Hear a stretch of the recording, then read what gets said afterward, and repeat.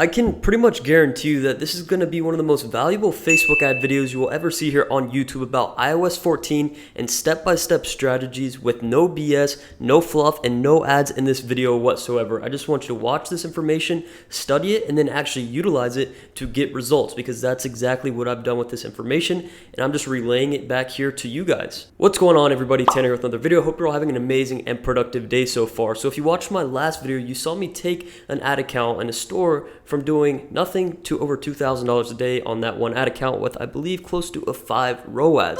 So in the last month, between April 1st and April 30th, we did over $130,000 in revenue on that ad account with, again, close to a 5 ROAS. So we're going to walk through those strategies A to Z, but more importantly, in my opinion, is going through iOS 14 updates, what changes have actually been implemented that got implemented in late April, so you know exactly what's going on, what you need to do in order to be prepared, and just overall staying proactive so you can keep your results profitable. So if you have any questions outside of this video or just want to let me know something, just shoot me a message on Instagram at Tanner Planis, and I will get back to you. But let's go ahead, hop on my computer, go into this ad account, the iOS 14 updates, and all the ad strategies. Make sure to take notes, leave comments if you have questions, and I will see you shortly. Alrighty, so now we are in the ad account, and you can see in April, from the 1st to the 30th, spent a little over $28,000, brought back over $135,000 in revenue with an average 4.83 return on ad spend. And if we just rewind a couple of months over to February, when I first started running ads in this ad account, only spent around $3,600. The ROAS was still, pretty good, but we just weren't scaling at all, which was kind of the goal, is finding something that's working and then continuing to scale that up. So getting here into March, previous to April, was really close to what I would consider that breakthrough number of being over $100,000 in a single month. But really what we're going to be focusing on is last month with the $135,000. I was able to test a lot of things that I normally wouldn't because of how good the ROAS actually is on this ad account compared to other things. Let's say if it's break even is 2 and we're averaging a 3 ROAS, I wouldn't be as risky just because I wouldn't want to get close to that break even number. But compared to this, it's something that's working so well, I can kind of be a little bit more ballsy and create new strategies that I'm able to share with you today. But before we actually get into all those ad strategies and stuff, I really just wanted to cover iOS 14 because I haven't made a video about this yet, and a lot of people have a lot of questions, whether it's ranging from, is this the end of Facebook advertising? What should I do? This and that, and I know a lot of people are getting a lot of information from a lot of different sources, and I basically just went through tons of articles that Facebook has put out about iOS 14 and some of the changes and compiled them here into very, very simple terms so I can explain them to you and show you with examples exactly what's going on so you can understand it. If you want to look at the articles a little more in depth, they are linked in the description below. So what's actually changed so far? There's a lot of speculation, a lot of theories and things that were going to happen, but now where we are right now in May of 2021, these are things that have already happened and things that we are seeing in the Facebook Ads Manager itself. So the first point here I have is more setup is actually required to run ads. So I know one thing before, all this iOS 14 hype was going around is, all right, make sure you have your business verified. But now with Facebook, they don't even allow you to verify your business unless you fall under a specific category.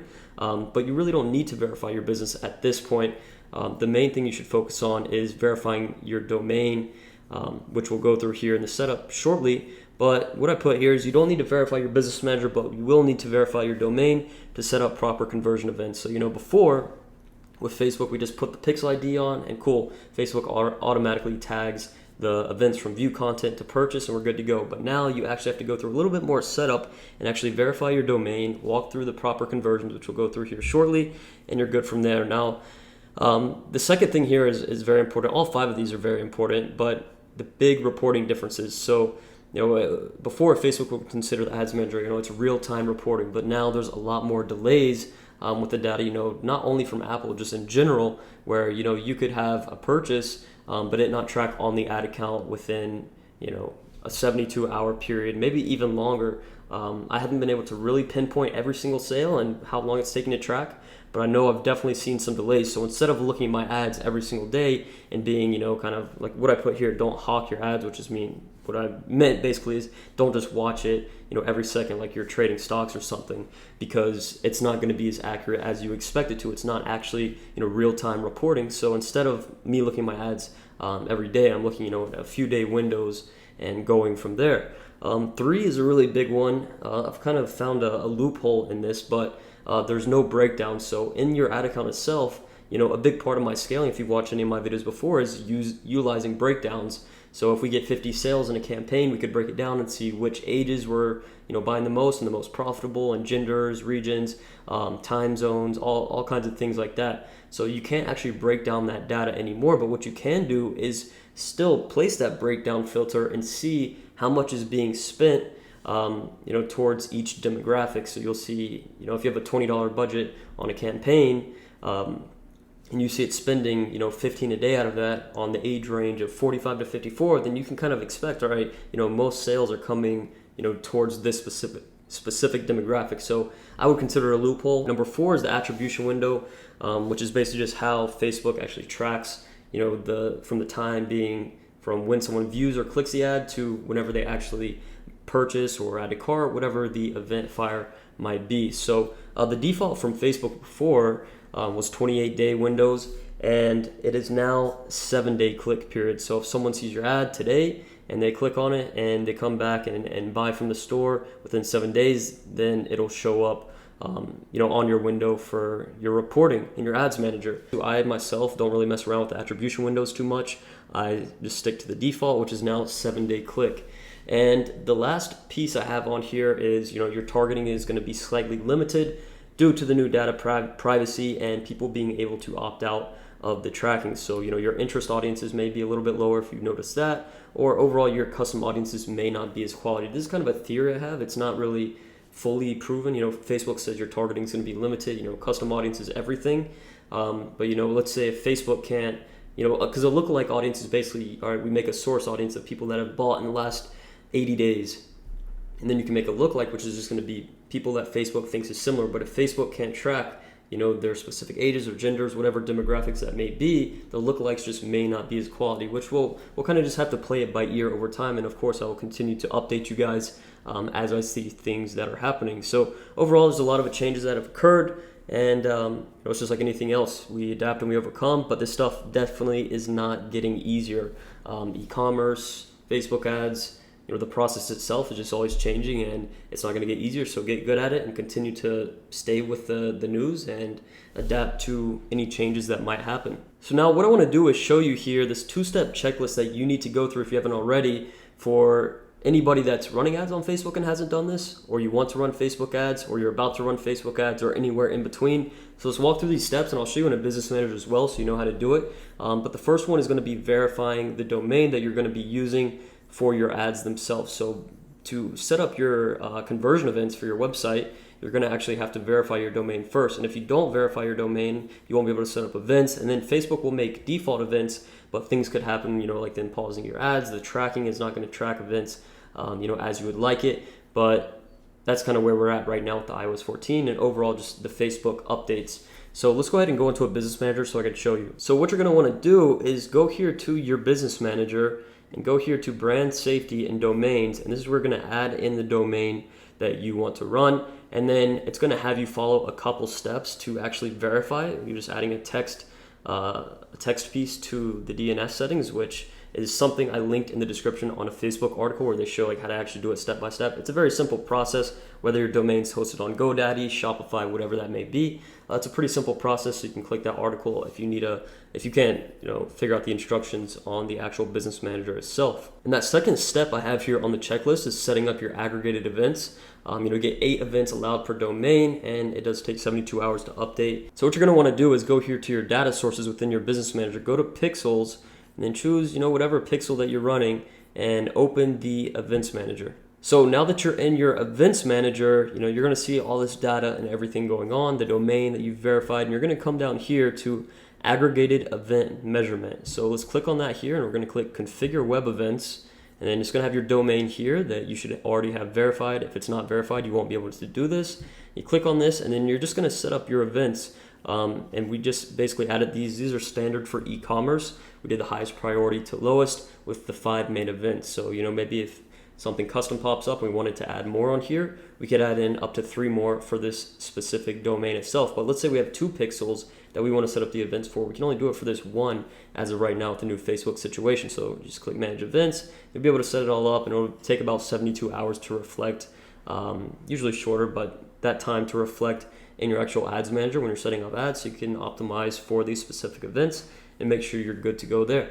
Also, by the way, I recently made a free Facebook course. If you want to check that out, I'll put the link in the description below. It's a free course just going through 5 of the main strategies I use within my ads and walking through ad accounts and all that good stuff if you really want to learn more about Facebook ads. And let me know if you have any other questions. I have a free Facebook group where you can ask all the questions you want.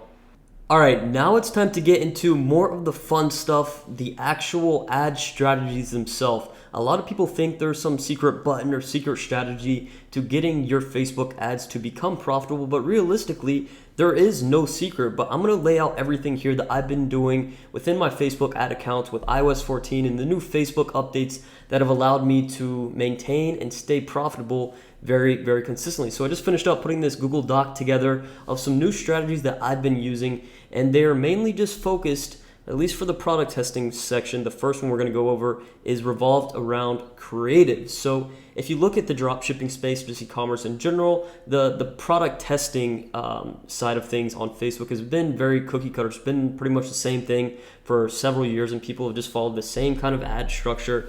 And the reality of it is that it just does not work anymore. If you want to become profitable and stay profitable with Facebook ads, you really need to focus on the ad creatives themselves. You can't be pulling some other person's video and just trying to run it as an ad, or using the generic video ad setup that someone may be doing for a drop shipping ad or whatever else it may be. So that's where this first strategy came to play. Now, to be fair, pretty much every ad account that I'm running now is an actual e-commerce brand. It may still be dropship, but it will have inventory within the United States because of now with the C word, all that stuff that's been going on over for the last year and a half or so.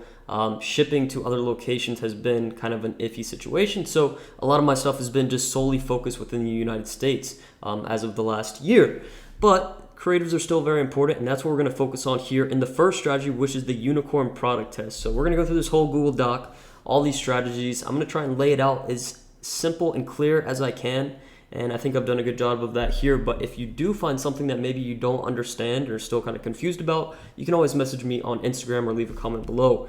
But let's go ahead and get into the unicorn product test. So if you've followed my videos, you've probably seen the triple shot, but this is something completely different. So what we're doing is testing basically multiple creatives at once within one specific campaign. So the unicorn product test is something I've been doing recently, where I'll create one campaign using ad set level budgets, which are still my favorite types of budgets. And then obviously, use a budget based off of your product's margins. So when I say that, I pretty much mean if you're selling something for $50 and you have a $25 margin, I would recommend a $10 per day budget. Because if you do like a super low budget, maybe like $5, it's going to take a while to potentially get a sale, and you're going to just be playing a waiting game.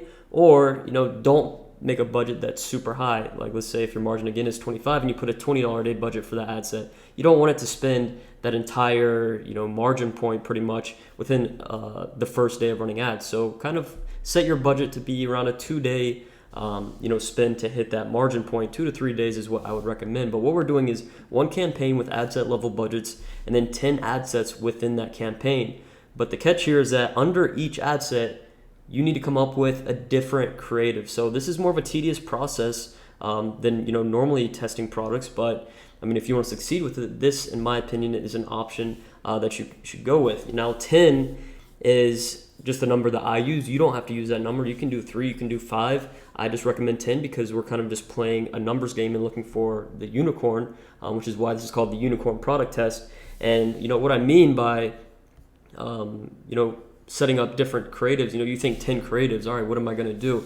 You literally should do anything that you can. Different types of videos, different images, just all kinds of stuff. Really just giving yourself the option to find a very consistent and profitable ad creative. Because if you test a product and you just use one ad creative and it doesn't work, which is probably a high probability, then instead of just moving on to the next thing, why not just do this where you can test multiple creatives? Because that's really what's going to determine whether or not you see success with this product test itself. It's going to be the creative and the actual offer itself. So leave all ad sets set up default. There's another rule here for the unicorn product test. So we're doing no breakdowns on genders, age, placements. The only breakdown you should be doing is location. So for my stuff, we're doing United States, so that's it. But if you're, selling to whatever, if it's United States, Canada, New Zealand, those top countries, or maybe it's something completely different, you would put that there in the location. But as far as like detailed targeting itself, I'm putting nothing in there. No interest, literally nothing, because this way it's all equal opportunity here. Even if your store is for whatever hair products, you're not going to put specific hair brand or something like that. You're just leaving it completely empty, no interest. We'll get to that stuff here in just a second. But once you get these up, make sure you know what your margin is. So our objective here is to let each of the ad sets spend up to your margin and study the results to find a unicorn. Now, you don't have to spend up to the margin, which we're going to go over here in this next stage, some of the rules, just so you know what to do. Obviously, don't spend more than you're comfortable spending. I want you to be comfortable with the decisions you're making, but make sure you set up your ads like this to stay on track. This is how I name the campaign if I'm doing the unicorn product test.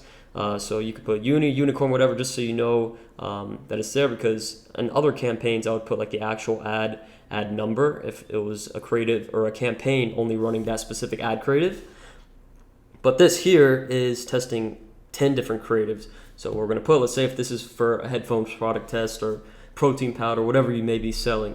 You put it in there, you know it's unicorn, so it's just testing a lot of creatives, no interest, and then whatever countries that you're targeting, this is how I would name it. And every ad set is going to be named no interest, because that's how I name my ad sets based off of the targeting that I'm using, and all of these are no interest. But what you want to make sure you differentiate is the actual ad levels, because if you don't name your ad levels and you start running these, the only way you're going to know the difference is by actually clicking and editing and see which ad creative it is. So save yourself some time and energy in the future to actually just name these, or else it's going to get kind of complicated once we get to these next stages here. So that's the overall framework here for the unicorn strategy, but a couple of rules for once you do start spending money and have these set up. And I know you may be thinking it's super tedious. Is it worth it? Is it not? It is going to be a tedious process because you're testing, different types of ad copy, different types of creatives, and piecing this all together. It's not going to be easy by any means, but just with Facebook in general, like I mentioned earlier with the iOS updates, none of this stuff is going to get easier. E-commerce and selling digital, all of this stuff is going to continue to grow and become a more populated market, and there's just going to be things that we need to adapt to and stay up to date with, which is exactly what's happening right now with Facebook ads. So with the unicorn rules, what you should look for, one, obviously setting up your columns in your Facebook ad account itself, which I will pop up right here just so you can check it out and make sure you have that all set up. So have your column set up so you know exactly what you're looking at. The ones that I put in the screenshot are exactly what I know I'm looking at, and I made sure that it was a screenshot with some data in there so you can kind of see a reference of what you're looking at. But rule number one, always don't let an ad set spend more than your margin without a sale. So if your margin is $25 and the ad set spends $25, don't let it stay on and keep spending money, because at that point, even if you do make a sale, it's not profitable and you don't want to keep that on. This strategy is more of a numbers game than anything, but don't try and rush the creatives either. Really focus on doing what you think may be best. I have tons of other videos here on my channel about ad copy, creatives, and stuff like that if you want to check it out. Rule number two is never ever touching a profitable ad set. Even if it's not profitable, it's at break even. If it's something that you're leaving on and not turning off, don't edit it, because the chances are pretty high that it will actually go into review, and then that kind of ruins the optimization stage of it. And I really, really like my ad sets, so I would not want to mess with them there. But rule number three is kind of different than what I've usually done in the past with like the triple shot product testing strategy. Is you're actually using the CPM, the CTR, and the cost per click to help you make the decision. So if you don't want to let 10 ad sets spend up to your entire margin, whether it's $10 each or $20 each, whatever that is, then you can kind of keep an eye on all of them. And let's say each of them have spent, you've launched them at the same time, so they've each spent half of your margin. You can look at them and see which ones, basically find the better performing creatives through the CPM, the click-through rate, and the cost per click. So if you see there's 5 of them that are working much better than others, then you can go ahead and cut off half of them, or whatever that number may be for you. Obviously, just keep doing what you're comfortable with. But for me, I just let it all keep going, and will If I really see an ad creative performing very, very poorly, like the cost per click is like above $2, the click-through rate's under 2%, and the CPM is above 50, then I'm like, all right, that's kind of way out of my range, so I would not want to keep that on. But keep in mind, we're in the same mind space here, so let's think, all right, we have this campaign going with all these 10 ad sets, and a couple have sales, we've turned a couple off that we don't think are performing, and what do we do next? So here are the situations that we're in. Situation one, kind of like what we just talked about. If they spent half of the margin, you can turn off the ones that you don't think have potential, and then let those other 5, I didn't mention this, other top 5 that you left on, let them spend up to the margin point before cutting them, but only cut them if they don't have a sale. Even if the sale isn't profitable, I wouldn't necessarily turn it off yet, because you want to give it another chance to get another sale. If it just has one sale, it's right at break even, just let it keep going. But now let's get into stage 2, where let's say you have ad sets with sales that are at break even or up, whether this is 1 ad set, 4 ad sets, 10 ad sets. I would say what you should expect if you're testing 10 ad creatives all with no interest from scratch, I would expect 4 or less to get a sale and work, and the rest to not really work. That's kind of just how it is. Sometimes you'll get a rare occasion where a lot of them work, or the other rare occasion where none of them may work, or only 1 or 2 may work. But just kind of keep an eye on it, and part of that process is based upon, again, how you set up the creative and what your offer is. If you're trying to sell whatever, a phone case for $1,000, that's just a normal phone case, most likely you're not going to get good results, because it's not a good offer. You kind of have to piece yourself in a place in the market where people would want to buy from you in this ad itself. So stage 2, let's say you got some ad sets with break even or up. Again, remember the rule, don't touch any active ad sets. Follow that little rule book we put, those 3 rules there a few minutes ago. And then the next step that I want you to do is duplicate your winning creative ad set 5 times each into a new campaign solely for the creative you're running. So that sentence I know sounds a little bit confusing, but to kind of put an image in your mind, let's say we're looking at this first campaign here, and we have ad creative number 1, no interest ad set is working really well. What we're going to do is duplicate that ad set itself 5 times into a new campaign, and that campaign is only going to be for that ad creative 1. And what I want you to put in those 5 new duplicates is just any type of broad interest relating to your brand and the product itself. So if you're selling hair products, you can put beauty or different types of hair brands or anything like that, and always make sure that you do have that box checked below the detailed targeting for expanding the audience, because that way Facebook will find people outside of that initial audience if it kind of gets too populated or thinks there's more people that would be interested in your product outside of that initial demographic. Especially now with the iOS 14 and the audience is getting a little bit more limited, you want to make sure you're able to keep yourself consistent. So the other part next here, after you have that up, just keep turning off ad sets that are unprofitable. And within that campaign you have for the specific ad creatives, you can keep testing more interest if the overall campaign is above break even and you're seeing some ad sets continue to come in, or sales, I mean. So if you are, you get to this stage where you have a couple different campaigns with the different creatives that have been working with new interest.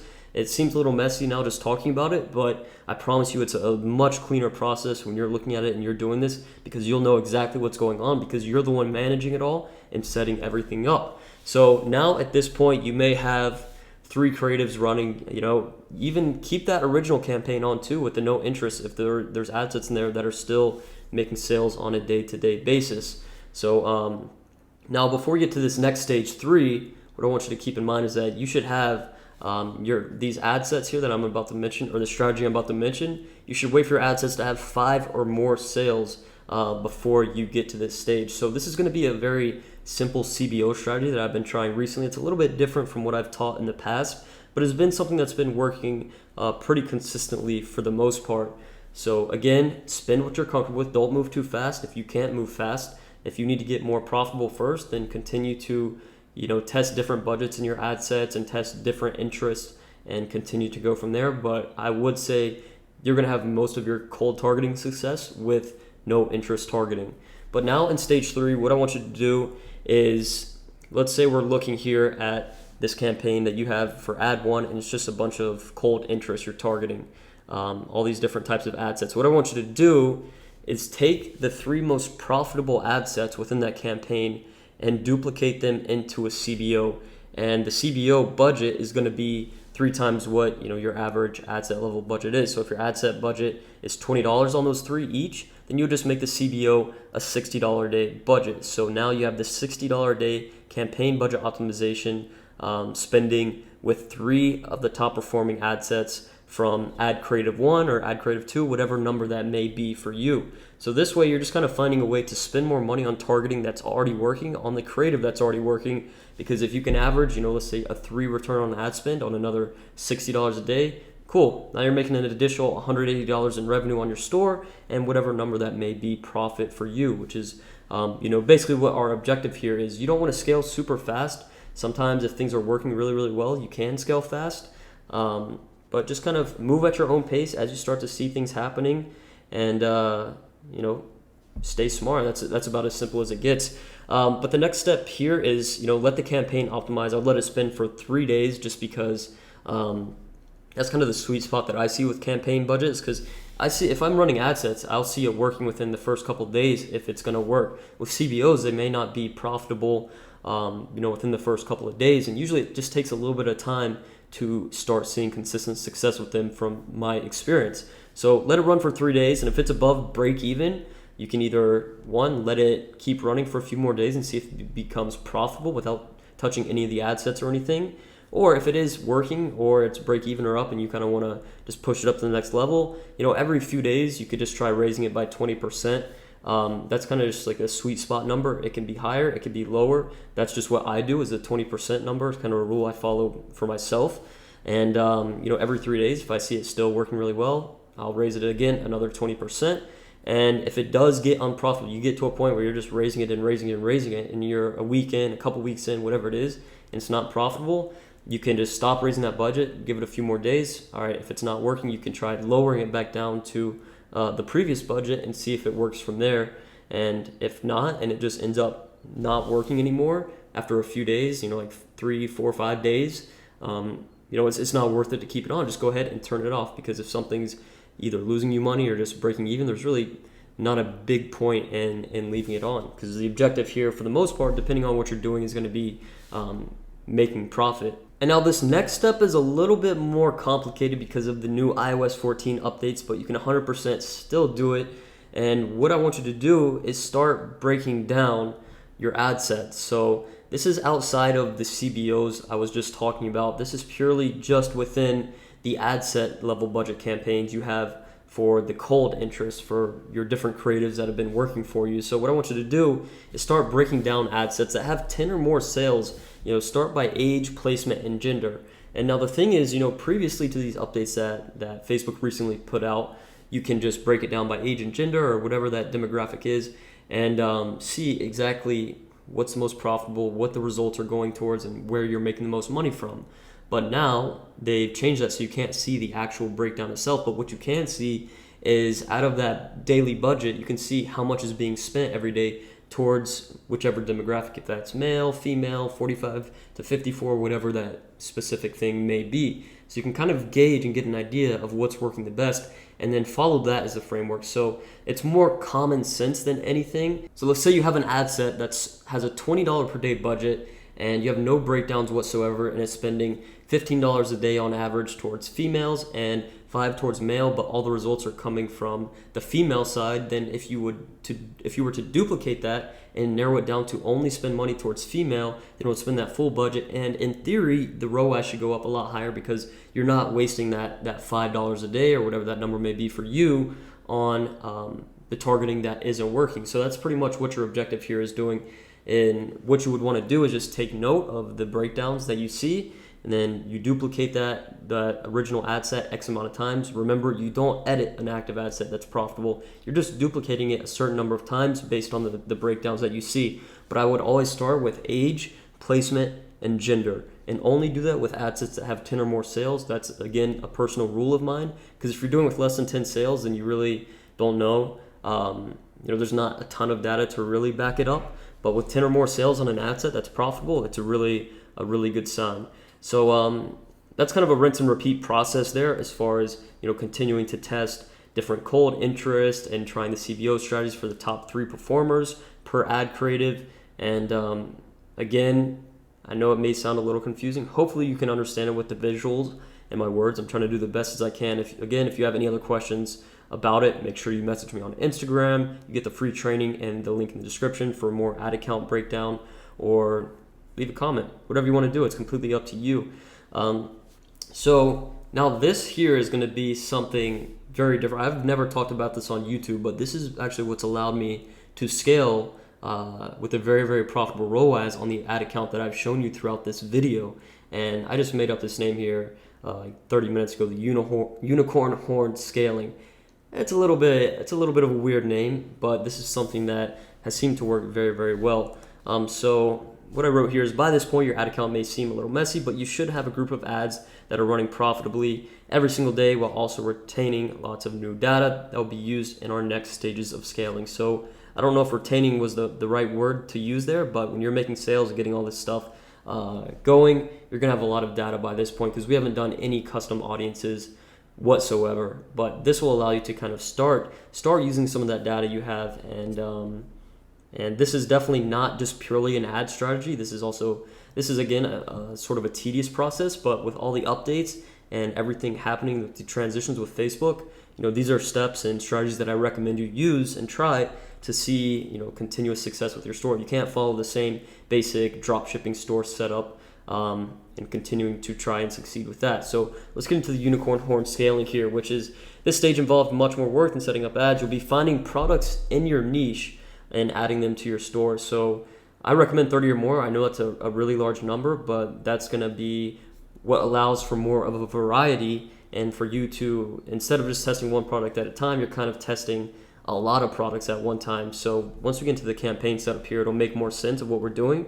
But what we're doing is basically running dynamic product ads. So after you have all the products on your store that you want to use for this strategy, you'll create a catalog within your Facebook Business Manager, and you'll import all those products. So now you have a catalog on Facebook that you can run dynamic product ads for. So to kind of give an idea, what you're doing is you're creating a campaign. I recommend a CBO for your first test with dynamic product ads. And instead of optimizing for like conversion, you're optimizing for catalog sales, and then it'll have you choose the catalog.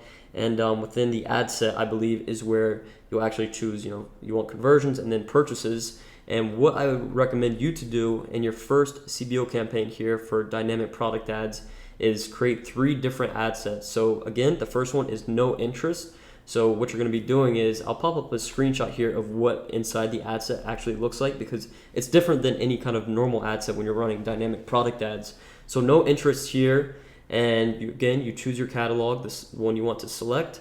And then number 2, the second ad set, again, I'll pop up a screenshot here, is going to be cross-selling 180. And the third, view add to cart excluding purchases 180 days. So this campaign is going to be a mix of cold targeting plus retargeting. So basically what the dynamic product ad is actually doing, when you get to that side of the ad creative, is you're going to be doing a carousel where you actually use your catalog, and it automatically has the products and names and images there. So let's say I went to your website and you have these 30 products, and I just clicked on 5 to 10 of them, or was browsing around, or I just went on and saw one product. You could retarget these people here, and you're basically just pushing them products that Facebook thinks are similar that this person would like from your store, or you're just completely retargeting them with something else, which would be like the cross sell. But the third one here is going to be the view add to cart, no purchase. I see is one that works really, really well, but also where you're not even retargeting. That's why I like doing a CBO here for the first dynamic product ads test, because it's a mix of the best of both worlds, where you're getting a little bit of cold targeting, as well as some really, really hot audiences of people that have already been on your site, but Facebook is just pushing them new products. So I promise you, it is worth it to spend the time finding similar products, putting them on the store, and setting up the catalog and everything like that, just because of how much more profitable you can be. Because this is a point, you have some data, you can use that data to just make a lot more money instead of just testing one product at a time. Now you're kind of testing a lot at once. Getting into the dynamic product ad, once you have a dynamic product ad that's working really well, you can literally start using that for any type of targeting for the most part. So once again, you'll be collecting lots of data and giving more options to customers, which will then allow you to scale your winning with your winning creatives and dynamic product ads with the Skyrocket scaling strategy. So let's say we're in a scenario here where you got 2 ad creatives from the first campaign test that are working really, really well, and now you also have a dynamic product ad that's working really well. And it's really more based off of the products than the actual creative itself when I'm saying the dynamic product ads, because it's really just a catalog of your products, and Facebook is just pushing the ones that they think are going to work best for the people that are viewing the ad. You just want to make sure you incentivize the people within the primary text for the dynamic product ad. Just use a discount code offer, and it should convert really, really well. I'm curious, if you test this out, make sure you leave a comment below and let me know how it works, because I've only tried this a couple of times now, and it's worked really, really well, and it allowed me to scale pretty quickly on the ad account that I've shown you today. So now, getting into the Skyrocket scaling strategy, this is something that I use just purely scaling with pixel-based lookalikes. Now, you can use other types of lookalikes. The same framework is here. It's all just fundamentals, but I really, really prefer pixel-based lookalikes, because it's creating a lookalike just based off the pixel itself, which is going to be like the highest quality source that you could be looking for. So when you are making these lookalikes, don't separate the percentages. So whenever you make a lookalike, it'll allow you to go from like 0 to 1%, 0 to 2%, or 1 to 2%, but always go from 0 as the starting point, and then 0 to 1, 0 to 2, 0 to 3, and create that from 0 to 10. So you'll have 10 different audiences for each event. So I recommend starting with pixel view content, so you can kind of just go down the funnel as you start to, keep scaling with this. So once you start off the first campaign, what you're going to do, you have one campaign with one ad creative you're using. You can do the dynamic product ad. You can use your winning ad creative 1 or 3, whatever that number is, and plug that in there into that campaign. But it's going to be a campaign with ad set level budgets, 10 ad sets, and each ad set is going to be a different percentage. So it'll be like 1% pixel view content, 2%, all the way to 10.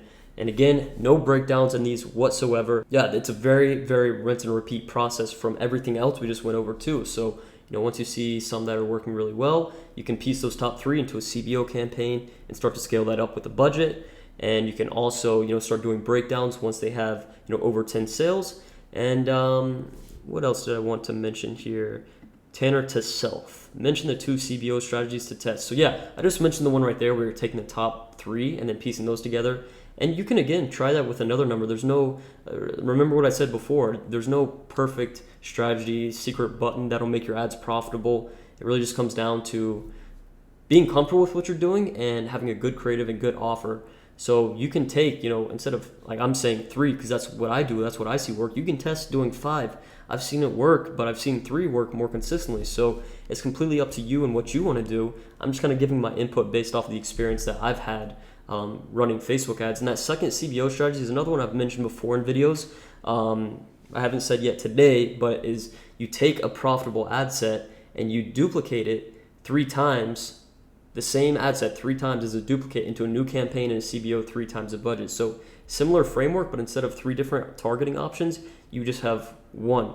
So if it was a 3% pixel view content lookalike, you would have a CBO at X amount per day with 3 ad sets that are all the 3% pixel view content lookalike for United States, or whatever I just said before here. So I know we've gone through a ton of stuff today, and just remember to follow this framework, study what I've put throughout this doc, and rewatch it if you need to, as many times as you need to. Remember, there's no ads in here because I really want you to use this information, test it out, get results, and just keep me updated on the results you get. So follow the framework, monitor your ads daily, and test things. But remember, when I say monitor your ads daily, keep an eye on things. But now with the iOS updates, there are delays with the reporting, as we mentioned in the earlier parts of this video. So what I want you to do, instead of just looking at your ads on like a 3-day window, look more on like a 7-day period when you're looking at your data, because that's the new attribution window, as well as things are reporting delayed. So you may have turned something off that actually ends up being profitable just because of the delays.